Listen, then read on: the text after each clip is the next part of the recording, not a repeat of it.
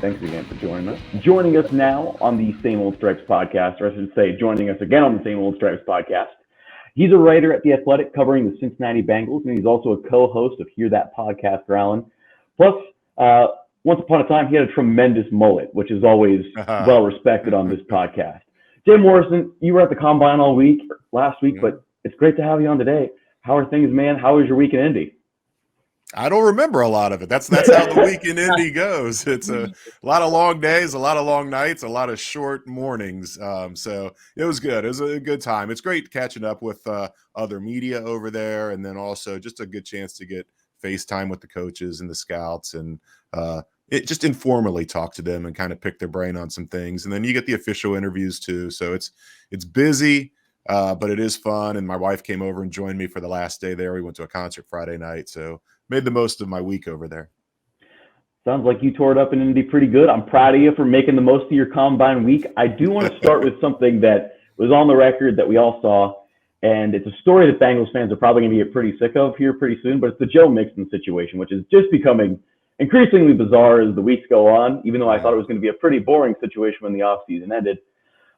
Just to kind of set this up, and again, I do feel like we're kind of beating a dead horse on this podcast, but I don't mind. It's one of the big stories this offseason. But during Duke Tobin's press conference, and this is more the national media one that he kind of got into this to begin with, but he was asked specifically about Joe Mixon and his role in the team moving forward. It just really felt like he was soft shoeing around that question to me, and especially in comparison to how he talked about T. Higgins immediately after. And, T. Higgins only has one more year on his deal. Joe Mixon has at least, I think he has 2 years left on his deal, if I'm not. Yeah.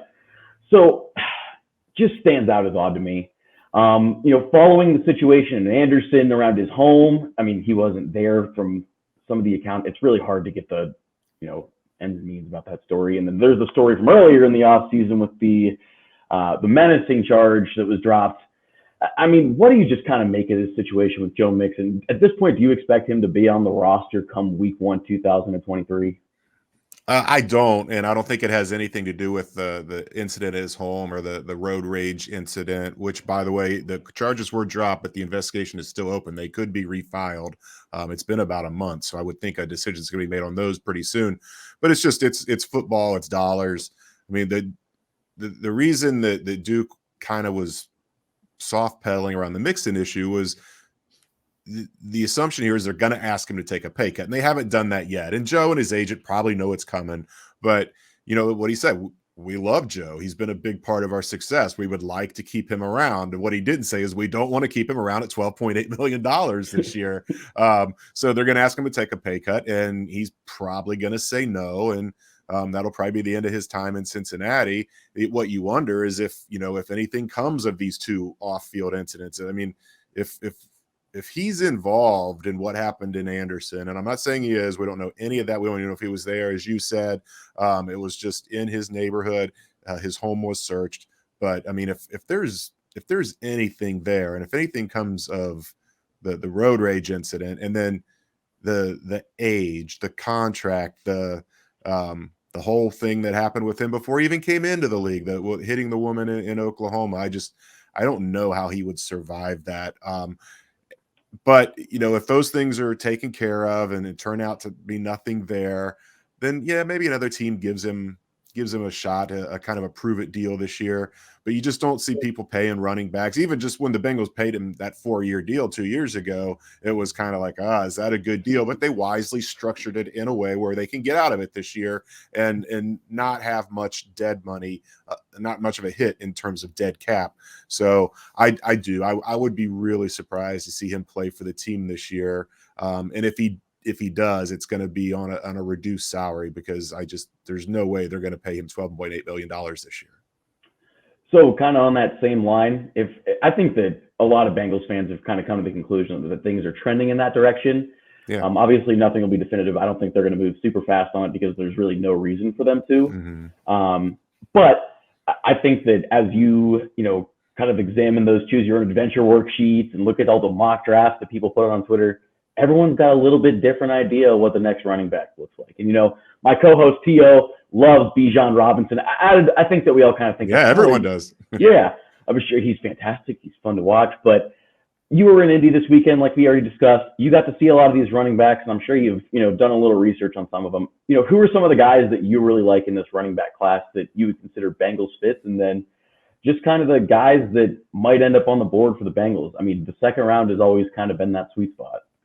Yeah, and to be honest here, that was my 15th year in Indy, and I have yet to watch a single player work out or bench or do anything. It's more about the team you cover and getting with the personnel there. That's one of the great things about working at the Athletic is we employ guys that grind the film and put that work in, and we can focus strictly on the organization we cover. So I didn't, we see the numbers, obviously.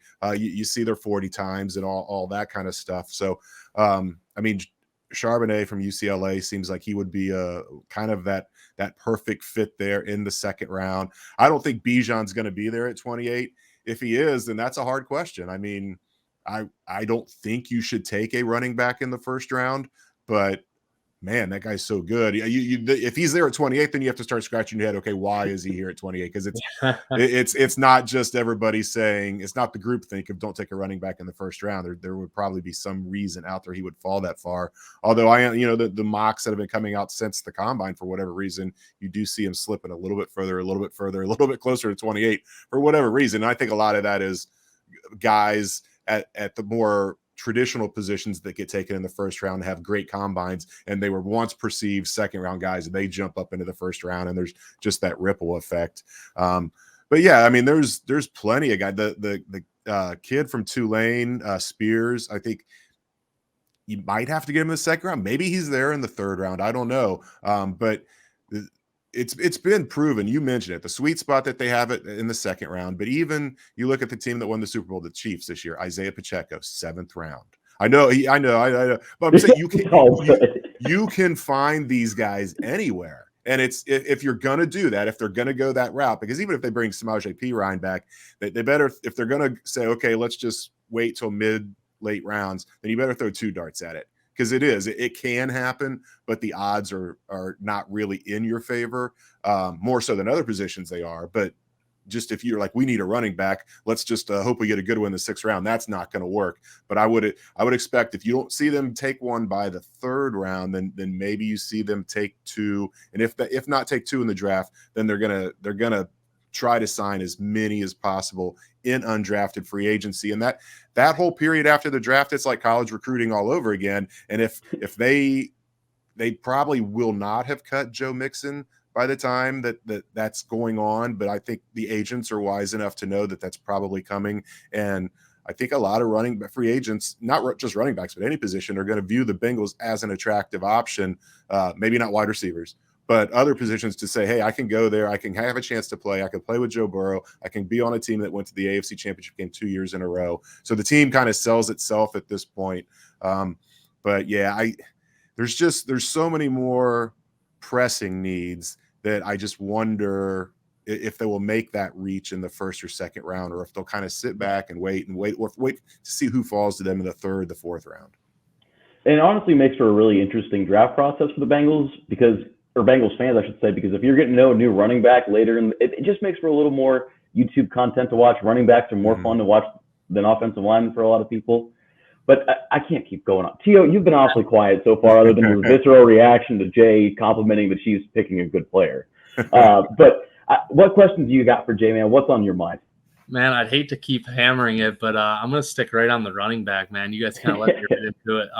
The thing with the Bengals, too, about late-round running backs is they got to trust the guy to pass protect. And if they don't, it feels like it's going to be hard for them to get on the field, obviously. But, Jay, I got to mention, before I ask my question, I want to say that your the mock draft offseason is awesome. I think, thanks. Obviously Bengals fans go crazy for it, so I just want to say good work on that.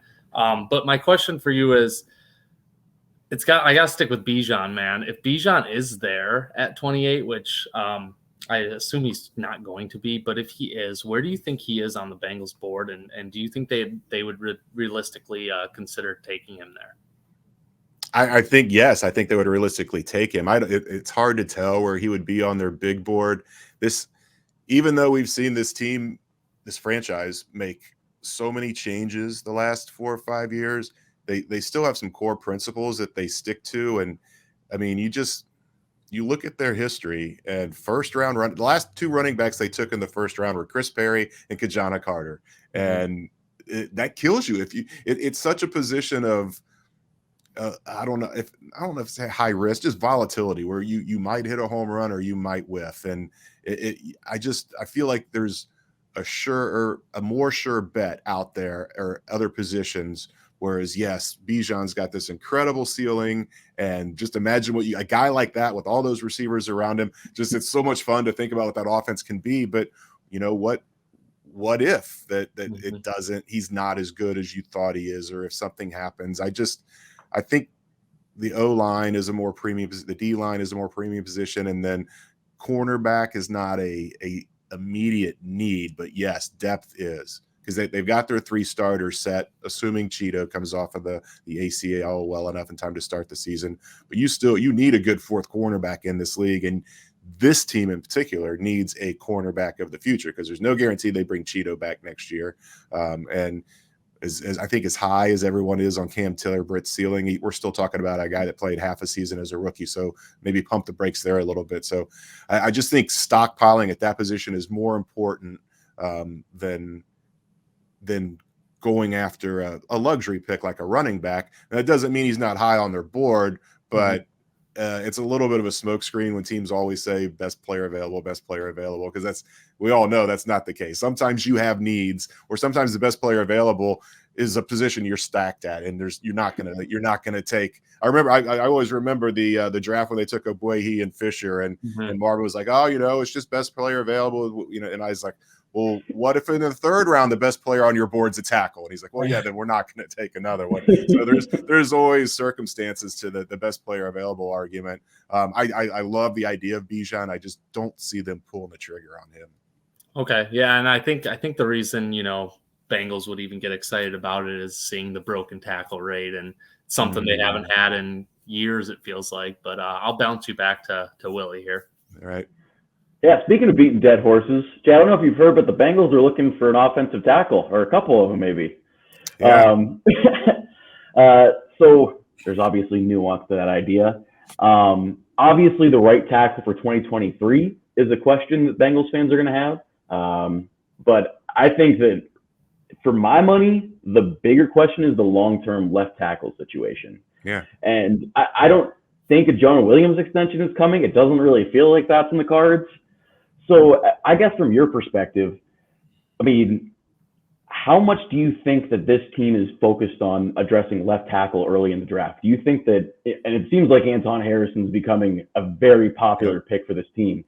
Do you think that there's a mentality in that office that they need to find a left tackle of the future in this draft? Or do you think that, hurry is maybe a little overblown on my end? I wouldn't say it's a need, but they definitely need an insurance policy there, because maybe Jonah does. Maybe this is the year that it really. It's even though he's been in the league 4 seasons, he's only played 3. He had the knee that he came back from last year with the kneecap, and then he has the other one.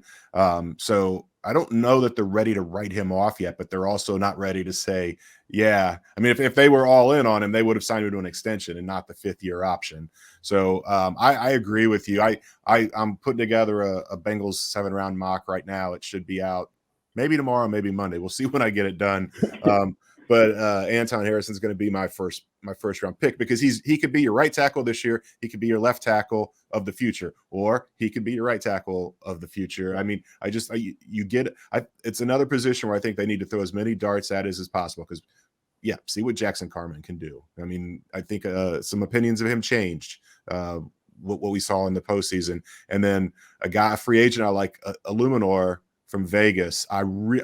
He's not going to be expensive. He's played good football. He's not had injury issues. I just think that's a guy that you could really bring in, and if nothing else, he gives you depth. He's your swing tackle this year, but maybe he surprises you, and maybe he is the guy that's the right tackle. And then you draft 1, 2. You just let these guys fight it out in training camp, in OTAs, and then see what you have.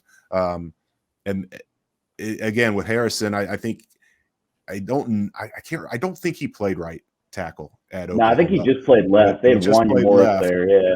But you've seen that before, where guys come in and they can play, can make that switch. If you're going to come into the league and be a backup tackle, you're going to have to play both anyhow. So most rookies rep at both, and you put him at the right. I don't think it's going to be a big ask for him to play a season at right and then move back to left if they move on for Jonah. Or who knows, maybe he's just terrific at right and they keep him there, and then they go splurge in free agency next year, or they draft a guy that ends up being their left tackle of the future, or they re-sign Jonah. It's just that to me is the position. I don't want to lock in and say you have to get a tackle in the first round, but if you're setting odds, I think that is the most likely direction they go at 28. Totally agree. And honestly, just the players that are going to be potentially on the board, Darnell Wright, DeJuan Jones, even people starting to put Matthew Bergeron from Syracuse. Starting to sneak into the back of the first. I think Lance Zerloin from NFL.com had him there in his latest mock draft. So very interesting. Jay, you've already been very generous with your time. I'm going to let T.O. ask you one more question if you don't mind, and then we can wrap this thing up. Oh, man, now I got to decide with one question. Yeah.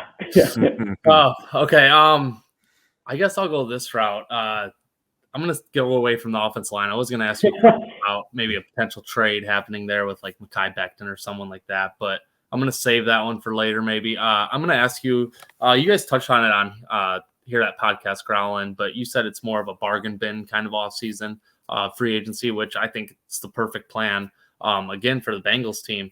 How realistic is it to target a guy like, a guy that pops up in my mind right away is like Amani Oljawari from Detroit. The reason I say him, man, is because he reminds me so much of like a Cheeto Awuzie, where, he's flashed. He had 6 interceptions 2 years ago, had a down year. The fan base is really not behind him anymore. They want him out of Detroit. He's still young, coming off a rookie contract. A guy like that. And then another guy that comes to my mind is like a Will Hernandez to bolster the depth of your offensive line as well. What are your thoughts on kind of like bargain bidding and getting more depth for this team? Yeah, Will Hernandez is an interesting one. I don't know that he would make. I'm not. I haven't looked and see what his value would be. I would think he would be a little pricier, but maybe not. Who knows? That's what they're going to look at. They're going to look at guys that that not only would you describe as bargain bin, but guys that are maybe a little frustrated with a chip on their shoulder because they're not gonna say, okay, this guy's probably pretty cheap, and they're not gonna go get him on Monday or Tuesday or Wednesday of next week. Right. Free agency opens. They're probably gonna sit out that first week, and then you get to the third wave, you get to the second week of free agency, and you got guys that tested the market that maybe thought they were going to get a little bit more, and then all of a sudden they don't, and so you bring a guy in that has experience in the league, that you believe has upside, and that is going to be playing pissed off because he didn't get the salary that he thought he was going to get. And he's going to view the Bengals as an attract. If this is a team that wants me, and it's a good team and a good chance to win a ring, and a good team to, kind of further my exposure and maybe sign a short deal here and then go get the closer to the market value. So I think that's what you're going to see. And I do think that they need another interior lineman. It just because I was really impressed with Cordell Volson last year, and I heard you guys talking before I jumped on about Cap is better than average. The thing that concerns me is you saw all those injuries hit that offensive line last year. Thank God nothing happened to Ted Karras, because they really didn't have something happened. You're talking about Trey Smith is going to be your backup center, and that's not a situation anybody wants. And that's not to denigrate him, but he hasn't proven anything yet. When he did get his shot as a rookie, it was not good. So I do think they need to get another interior lineman that can play guard and be a decent backup center. Now, whether that's 5th, 6th round of the draft or whether that's a free agent, we'll see. But I think even if they're planning on taking a corner in the 1st or 2nd round, I do think that would be another position. You get a guy like an Eli Apple that you get him on a really cheap price and experience in the league, and see if he can come in and be your number 4, your number 5. Those guys are valuable. Just with the way the league's going, you're going to be facing 4 wide quite a bit. You always have to worry about injury. So I think a lot of Bengals fans are smarter these days, and I don't think you're going to see the angst and the hand wringing next week when they're not signing players. I think a lot of people, and we try to put that out there too, that this is what the organization is thinking. This is what to expect. And for me personally, March Madness is my favorite thing on the sports calendar all year. I run all kinds of contests and games. I love it, and it interferes with the first week of free agency. It makes it really difficult. So I'll be more than glad to just kind of sit back and watch things happen next week and then see what happens the week after that.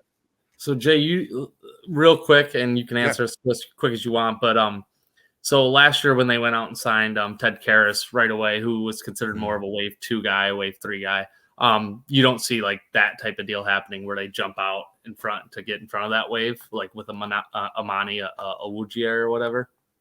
I don't. I mean, maybe, but if you're doing that, if it's a guy if a guy's hitting free agency and you're trying to get him on a bargain deal, you might talk, but I would think those guys, unless they get a deal that they really like, I would think that they would wait and see and not just jump at the first deal that comes their way during the tampering period and see what they can get later in that first week. And so I maybe they would have an interest in trying to do that, but free agency is a two-way street, and right.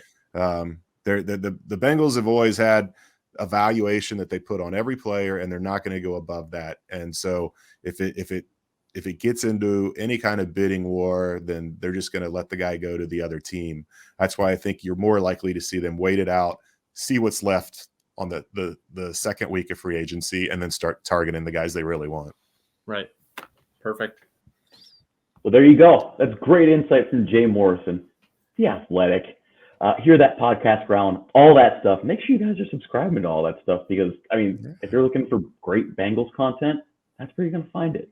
Jay, thanks so much for joining us on the show. Anything you want to promote before you go? I know you got some NCAA tournament stuff going up on your side of things. Yeah, if anybody watching or listening likes that kind of stuff, my DMs are open. Just shoot me a DM, and I'll send you all the details on the games. Going back to T.O.'s question about the trade with Becton, the Bengals don't trade picks. So if you have a player for player trade in mind, then maybe that is open. I don't know who they would be willing to trade off this roster, but if you're looking for them to maybe trade a future draft pick for that, I wouldn't see that happening. And as far as things we have coming, I've got my mock draft coming. We'll have all kinds of free agency stuff next week. Even if the Bengals are sitting on their hands, we'll have content for you guys. That's the one thing you mentioned, that we do appreciate all of our subscribers on The Athletic. We know in this media climate, it's a hard ask for people to ask people to pay for content. We work really hard and try to make it worth their while, and we would appreciate anybody willing to subscribe and give us a try. Yeah, I think it's really cheap if you subscribe to the New York Times too. I was looking at this the other day, and it surprised me. The New York Times acquisition makes The Athletic a little cheaper depending on which package you're using. Jay Morrison, you've been a fantastic guest on today's show. Thanks, guys. Thanks so much for coming on. Enjoy March Madness, and enjoy the off season. Yep, great talking to you. Thanks. Talk to you later. Bye-bye.